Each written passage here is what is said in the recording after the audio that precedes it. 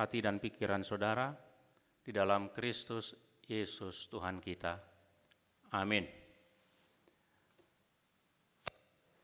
Firman Tuhan untuk Minggu Advent yang keempat diambil dari Kitab Samuel yang kedua, pasal 7 ayat 1 sampai ayat 16. Demikian firman Tuhan.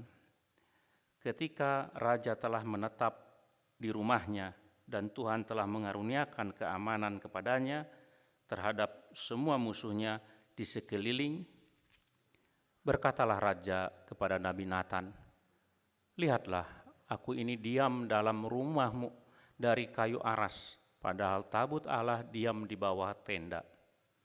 Lalu berkatalah Nathan kepada raja, "Baik, lakukanlah segala sesuatu yang dikandung hatimu, sebab Tuhan menyertai engkau."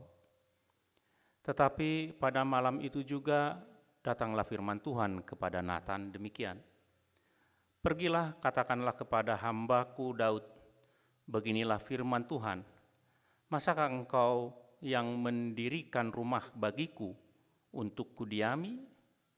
Aku tidak pernah diam dalam rumah sejak aku menuntun orang Israel dari Mesir sampai hari ini. Tetapi aku selalu mengembara dalam kemah sebagai kediaman. Selama aku mengembara bersama-sama seluruh orang Israel, pernahkah aku mengucapkan firman kepada salah seorang hakim orang Israel yang kuperintahkan menggembalakan umatku Israel, demikianlah, mengapa kamu tidak mendirikan bagiku rumah dari kayu aras? Oleh sebab itu, beginilah kau katakan kepada hambaku Daud, beginilah firman Tuhan semesta alam, akulah yang mengambil engkau dari padang, ketika menggiring kambing domba untuk menjadi raja atas umatku Israel. Aku telah menyertai engkau di segala tempat yang kau jalani, dan telah melenyapkan segala musuhmu dari depanmu. Aku membuat besar namamu seperti nama orang-orang besar yang ada di bumi. Aku menentukan tempat bagi umatku Israel dan menanamkannya, sehingga ia dapat diam di tempatnya sendiri dengan tidak lagi dikejutkan dan tidak pula ditindas oleh orang-orang lalim seperti dahulu. Sejak aku mengangkat hakim-hakim atas umatku Israel, aku mengaruniakan keamanan kepadamu daripada semua musuhmu. Juga diberitahukan Tuhan Allah kepadamu, Tuhan akan memberi keturunan kepadamu. Apabila umurmu sudah genap dan engkau telah mendapatkan perhentian bersama-sama dengan nenek moyangmu, maka aku akan membangkitkan keturunanmu yang kemudian anak kandungmu, dan aku akan mengokohkan kerajaannya. Dialah yang akan mendirikan rumah bagi namaku, dan aku akan mengokohkan tahta kerajaannya untuk selama-lamanya. Aku akan menjadi bapaknya, dan dia akan menjadi anakku.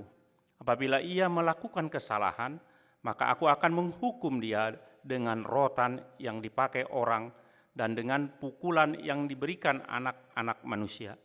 Tetapi kasih setiaku tidak akan hilang daripadanya, seperti yang kuhilangkan daripada Saul, yang telah kujauhkan dari hadapanmu. Keluarga dan kerajaanmu akan kokoh untuk selama-lamanya di hadapanku. Tahtamu akan kokoh untuk selama-lamanya. Tetapi seperti perkataan ini dan tepat seperti penglihatan ini, Nathan berbicara kepada Daud. Demikian firman Tuhan. Saudara yang dikasihi Tuhan kita Yesus Kristus, memang agak risih jika kita tinggal di dalam rumah yang berharga miliaran, sementara orang tua kita di kampung tinggal dalam rumah yang rewet. Saya tidak tahu apakah masih ada orang tua kita yang tinggal di dalam rumah yang rewet, sementara kita bersenang-senang di tempat di perserahan ini. Semoga kita diingatkan dengan apa yang terjadi di dalam teks kita ini. Mungkin demikianlah perasaan yang ada dalam hati Daud. Dia sekarang sudah duduk dan tinggal di rumah yang permanen. Tidak lagi dikejar-kejar oleh musuh. Tidak lagi diganggu oleh musuh-musuh atau orang-orang lalim. Kerajaannya sudah aman. Dan dia telah merebut Yerusalem dari orang Jebusi untuk menjadi ibu kota kerajaannya. Maka dia berpikir, alangkah canggungnya bagiku tinggal di tempat yang nyaman ini, sementara tabut perjanjian Tuhan, tabut itu adalah lambang dari di mana Tuhan hadir, di mana Tuhan ada. Maka Daud merasa risih. Tabut Tuhan tinggal di dalam tenda, dalam kemah, dan dia sebagai umat Tuhan atau sebagai yang diberkati oleh Tuhan, yang dikasihi oleh Tuhan, yang dibuat oleh Tuhan menjadi raja tinggal dalam istana yang mewah. Pasti perasaan inilah yang kita rasakan, yang dirasakan Daud. Kalau saya coba tadi dengan perasaan kita terhadap orang tua kita, kira-kira lebih dari itulah mungkin yang ada dalam hati Daud. Maka dia bermaksud untuk mendirikan rumah bagi Tuhan. Dia bermaksud mendirikan rumah bagi tabut perjanjian. Disitulah Tuhan hadir. Dan ketika itu dia sampaikan kepada Nabi Nathan. Dan Nabi Nathan sebagai seorang nabi, maka dia mengatakan, silahkan perbuat seperti yang apa dalam hatimu, yang baik menurut hatimu. Ternyata malam harinya Allah berkata, dan dia nampaknya menolak niat baik dari Daud sendiri. Saudara, dari sini kita dapat belajar, ternyata belum tentu semua yang baik menurut hati kita, semua yang kita cita-citakan menurut hati kita baik, belum tentu sesuai dengan rancangan dari Tuhan sendiri.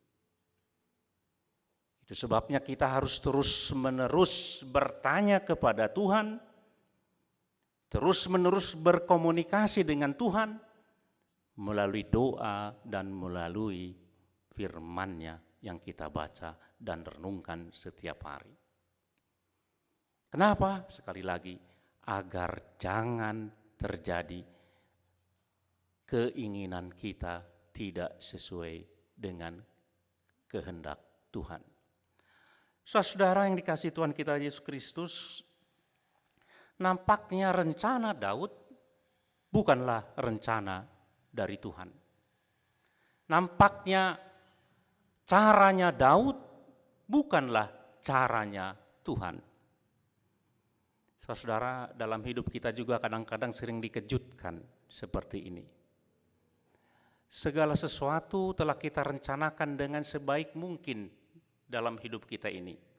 Segala sesuatu kita coba sedetail mungkin kita rencanakan. Dari step 1, step 2, step 3, terus semua kita rencanakan dengan sebaik mungkin. Bahkan plan A, plan B, plan C, dan plan segala macam kita coba kita rencanakan. Tetapi kadang-kadang kita terkejut dengan apa yang terjadi di dalam hidup kita. Semua luncas tidak seperti yang kita rencanakan.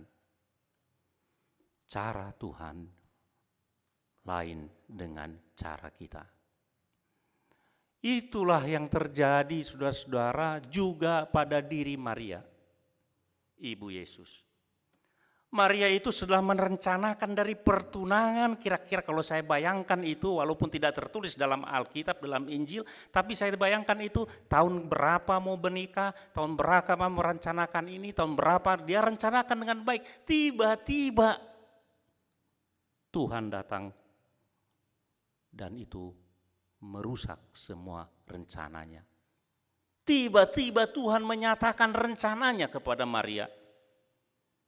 Demikian juga Daud. Tiba-tiba Tuhan menunjukkan rencananya kepada Daud. Bukan caramu, bukan rencanamu, tetapi rencanakulah yang harus terjadi. Nah, biasanya reaksi kita, saudara-saudara, jika rencana kita telah gagal dan tidak sesuai dengan Tuhan, tidak menyetujuinya, maka kita merasa dalam ketakutan. Kan begitu. Kalau segala sesuatu telah direncanakan, seperti saat ini, setiap negara telah merencanakan segala sesuatu untuk kemajuan bangsanya, tiba-tiba dikejutkan dengan virus COVID-19. Semua buyar, semua rencana pembangunan buyar, semua itu membuat kita menjadi ketakutan.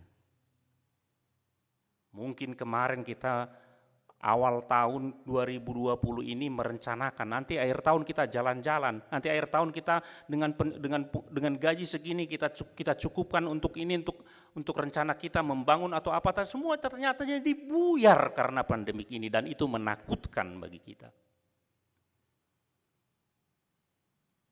Saudara, cara Tuhan bukan cara kita. Inilah yang digambarkan pertama. Dan kadang kita reaksinya sekali lagi ketakutan. Itu sebabnya malaikat Gabriel ketika mencoba menyatakan maksud Tuhan, dia berkata, jangan takut hai Maria. Dan ini juga yang dinyatakan kepada kita saat ini. Dalam masa Advent sekarang ini, Tuhan berkata kepada kita, mungkin segala sesuatu yang kita rencanakan selama ini, rencana-rencana kita tidak sesuai, tetapi Tuhan berkata, jangan takut karena rencanakulah yang akan terjadi. Oleh karena itu diperlukan dalam hidup kita ini sebagai orang percaya untuk bereaksi juga seperti reaksinya Maria. Aku ini hamba Tuhan. Terjadilah seperti yang kau kehendaki. Begitulah orang percaya, saudara-saudara. Begitu juga Daud disampaikan rencana dari Tuhan. Bukan engkau yang membangun rumahku, tetapi aku yang akan membangun rumahmu. Kadang-kadang kita memang agak lancang kepada Tuhan ini. Saya ambil contoh. Kadang-kadang kita bilang kalau hari Minggu dalam gereja ini, kita mau melayani Tuhan, padahal terbalik. Tuhan yang melayani kita dalam ibadah kita ini. Itulah makanya divine service dalam bahasa Inggrisnya, Tuhan yang melayani kita. Kita ingat di sini. Oleh karena itu saudara-saudara, kalau kita baca ayat selanjutnya, perikop selanjutnya, setelah disampaikan Nabi Nathan kepada Daud, maka dia mengucap syukur. Di bawahnya dia tidak menentang. Jadi perikop ayat 18 ke bawah itu doa syukur dari Raja Daud. Dia tidak menentang, dia tidak melawan kehendak Tuhan, tetapi dia mensyukuri kehendak Tuhan. Itulah yang pertama, saudara-saudara, dalam saat ini atau teks kita ini yang dapat kita pelajari. Ingat, sekali waktu jika kita nampaknya hidup kita tidak berjalan sesuai dengan kendali kita, maka kita masih ada punya kendali yang memegang hidup kita. Itulah Tuhan yang rencananya dan caranya lebih baik dari cara kita. Saudara, di dunia ini semua mempunyai kendali. Saudara nonton TV, saudara mempunyai kendali, remote control. Saudara naik mobil, saudara mempunyai kendali, setir. Saudara melakukan atau di teknologi ini semua penuh dengan kendali yang dapat kita kendalikan. Kenapa manusia senang untuk mengendalikan? Karena itulah membuat manusia merasa aman dalam hidupnya. Maka ketika Tuhan mengintervensi dan hidup kita tidak di dalam kendali kita, sekali lagi kita ketakutan, betul-betul ketakutan. Ketika kita mengalami suatu penyakit yang begitu berat, dan kendali kita bukan dari diri kita sendiri, maka kita begitu ketakutan. Teks kita mengingatkan kita, kendali hidup kita bukan di tangan kita. Kendali hidup kita di tangan Tuhan yang penuh dengan belas kasihan. Itu sebabnya Tuhan mencoba kembali lagi ingatkan kepada Daud itu siapa dirinya. Ingatkan dia siapa dirinya. Dia itu penggembala yang saya angkat untuk menjadi raja. Kan begitu. Dalam hidup ini juga begitu, saudara-saudara. Kadang-kadang kita harus berhenti sejenak untuk memikirkan siapa diri kita ini sebenarnya di hadapan Tuhan. Supaya kita dapat merendahkan diri. Supaya kita dapat mengetahui bahwa Tuhanlah yang mengendalikan hidup kita. Maka ketika Allah berkata kepada Natan, dia mengatakan, akulah yang akan membangun rumah bagi Daud. Jadi ada dua bangunan yang akan dibangun oleh Tuhan. Ada dua rumah yang mau dibangun oleh Tuhan. Ada dua bait yang mau dibangun oleh Tuhan. Yaitu satu rumah untuk Daud yang tidak kekal dan rumah untuk Daud yang kekal, dan itu juga untuk kita saat ini. Yang pertama kita lihat, saudara-saudara, Daud itu sekali lagi ia seorang gembala. Bayangkan saudara, ketika Samuel datang kepada keluarga orang tua Daud, dia mau mencari anak dari mereka yang akan untuk diangkat menjadi raja menggantikan Saul. Satu orang pun dalam keluarga itu tanpa berpikir bahwa Daudlah mungkin yang menjadi raja. Dan dia terus masih menggembalakan di padang. Ayah, kau di sana saja, di padang sana saja kau, tidak masuk hitungan kau. Mungkin secara fisik, secara penampilan, secara kekuatan tidak ada sedikit pun bagi dia untuk dapat menjadi raja nampaknya. Kan begitu, Saul itu orangnya besar, tinggi, dan tampan, dan kuat, cocok untuk raja. Ternyata ketika diseleksi, Daudlah pilihan terakhir. Masih ada kah anakmu, kata Saul? Masih ada. Dia menggembalakan di padang menggalakan domba-domba. Panggil dia, ternyata dia. Nah, dari yang tidak terpandang, Tuhan ambil, Tuhan sertai, Tuhan berikan segala sesuatu yang diperlukan untuk dia, sehingga akhirnya dia namanya menjadi ukuran bagi raja-raja setelah dia. Kalau saudara agak rajin membaca Alkitab, membaca kitab 1 Raja-Raja dan 1-2 Tawarikh, maka kita kalau menyimpulkan tentang raja-raja keturunan dari Daud, maka standarnya adalah Daud sendiri. Raja yang baik, maka dia akan dikatakan seperti nenek moyangnya atau seperti bapaknya Daud. Raja yang jahat adalah dia tidak seperti bapaknya atau nenek moyangnya Daud. Jadi dia standarnya. Itulah kehebatan Tuhan. Daud diberikan segala sesuatu. Itu sebabnya setelah dia meninggal sesuai dengan janjinya, 500 tahun kemudian lebih dari 20 keturunannya yang menjadi raja turun-temurun. Kemudian setelah pembuangan hilanglah dari situ. Saudara yang dikasih Tuhan kita Yesus Kristus, dari sini apa artinya bagi kita? Itu persoalannya sekarang. Kisah tentang Daud yang diangkat menjadi raja dari orang yang tidak terkenal, orang yang tidak dianggap, orang yang tidak diperhatikan orang, dan dia menjadi raja. Akhirnya apa gunanya ini bagi kita saat ini? Kan itu. Mungkin saudara-saudara, kita tidak seperti Daud mempunyai kerajaan dan menduduki singgasana, memerintah orang-orang rakyat dengan kuasa dan dengan hebatnya kita, tetapi kita sebetulnya lebih hebat dari Daud. Daud dia kalau mau pergi membeli sayur dia susah. Kalau kita tinggal pakai HP aja udah datang sayur. Apakah kita lebih terberkati dari Daud? Iya, menurut saya. Orang-orang Israel zaman Daud itu walaupun Daud itu diberkati oleh Tuhan, tidak seperti kita ini sekarang sebetulnya lebih diberkati oleh Tuhan. Saudara lihat hidup kita ini tidak seberat orang-orang pada zaman Daud. Kita lebih nyaman hidup di zaman sekarang ini.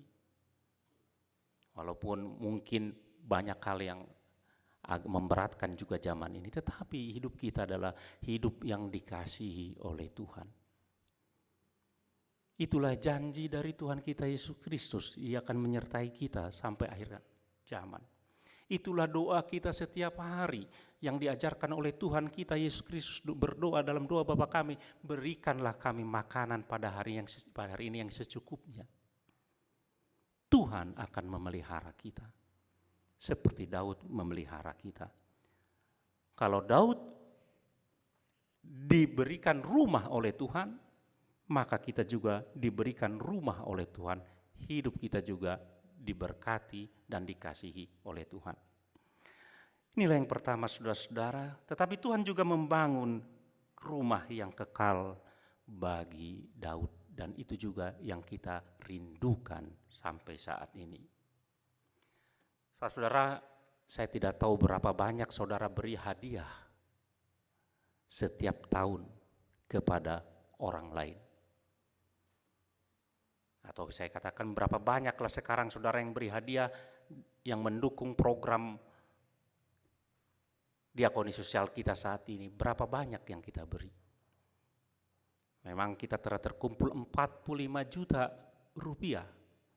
Lain lagi kado dari anak-anak, bingkisan anak-anak itu tidak ada yang tidak diuangkan nanti. Tapi sampai seberapa lama itu? Diaper lansia itu sekali pakai buang. Kan begitu. Mainan anak-anak itu berapa lama itu umurnya? Begitu besar anak-anak langsung dibuang. Kan begitu.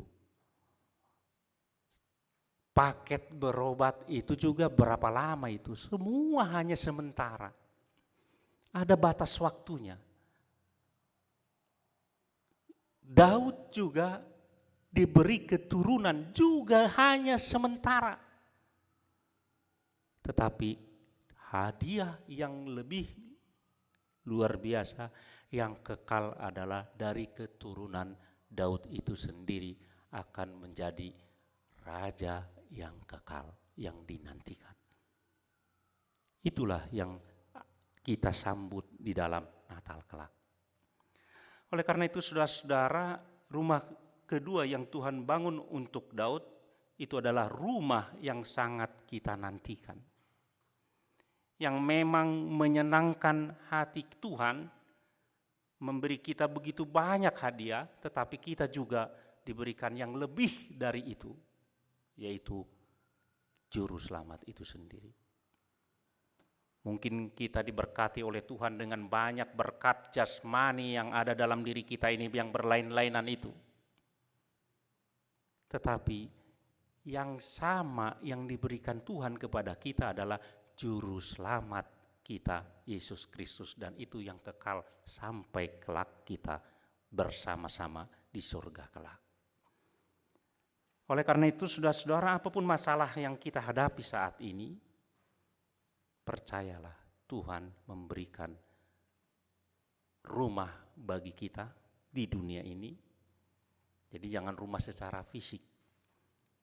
Dia memberikan segala sesuatu yang kita perlukan dalam diri hidup ini, tetapi dia juga memberikan segala sesuatu yang sangat diperlukan bagi kita, yaitu Juru Selamat kita yang kekal sampai selama-lamanya berkuasa, dan inilah yang kita rindukan. Kiranya Tuhan menguatkan kita. Amin. Bapa Sorgawi, kami bersyukur karena Tuhan mengingatkan kami bahwa Engkau kadang menyatakan rencana-Mu dalam hidup kami yang tidak sesuai dengan rencana kami Tuhan. Seperti kepada hamba-Mu Daud dan kepada hamba-Mu Maria Tuhan. Tolong kami Tuhan untuk melihat ini dalam kehidupan kami sehari-hari. Sehingga kami mengerti siapa diri kami Tuhan di hadapan-Mu. Sehingga kami dapat menerima rancangan yang Engkau rancangkan dalam hidup kami Tuhan. Terima kasih Tuhan, kami ini adalah orang-orang yang Kau kasihi. Kami adalah umat-Mu yang Kau tebus, yang Kau bawa dan yang Kau tuntun dalam kehidupan kami sehari-hari sehingga kami terberkati dalam hidup ini Tuhan. Kau cukupkan segala sesuatu yang kami butuhkan dalam hidup kami sehari-hari. Kau berikan tempat kami berteduh. Kau berikan kami tempat untuk membaringkan kepala kami Tuhan. Kami bersyukur atas semua itu Tuhan, tetapi kami lebih bersyukur atas pemberian-Mu di dalam Kristus Yesus anak Daud itu, yang memberi kami hadiah yang sampai kekekalan Tuhan, yaitu keselamatan jiwa kami di dalam anak-Mu Yesus Kristus yang mati di kayu salib untuk menebus dosa-dosa kami. Kami bersyukur atas semua itu Tuhan. Biarlah kami mengingat senantiasa, sehingga ini Tuhan yang selalu kami hidupi dalam kehidupan kami setiap hari, dalam keseharian kami. Terima kasih Tuhan, di dalam Yesus kami berdoa. Amin.